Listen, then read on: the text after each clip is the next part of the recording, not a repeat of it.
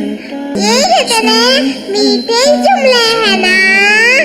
आज हम जो कुछ है वो अपने वालिद की वजह से गौर करें। हमारे वालिद ने हमारी बहुत खिदमत की है, हमें हर वो चीज लाकर दी जिसका हमने कहा।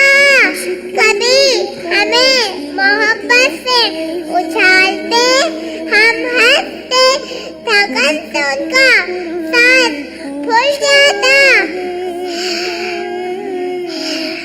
हम कहते अब्बू हमें मजा आ रहा है।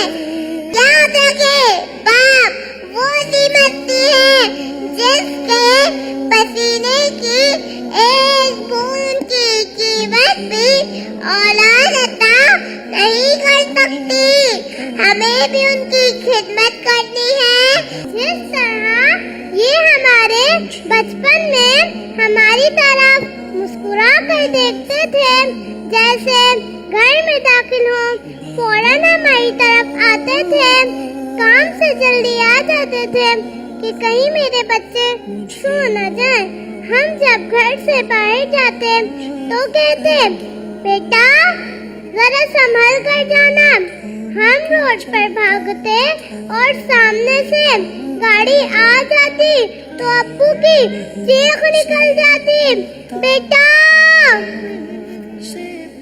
बेटा जरा संभल कर। और आज हम कहते हैं कि अब्बू की समझ में नहीं आ रही। याद रखें बाप बाप होता है। क्या हमारे अब्बू का दिल नहीं चाहता कि हम भी उनको हंस के देखें, उनके पास बैठे।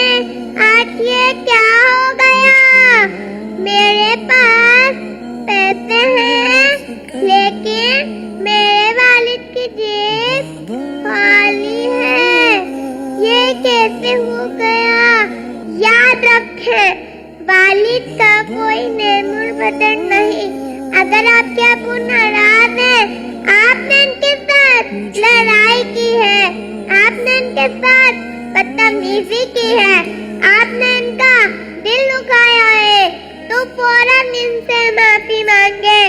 अभी उठे और अब्बू के पास जाए और बोले अब्बू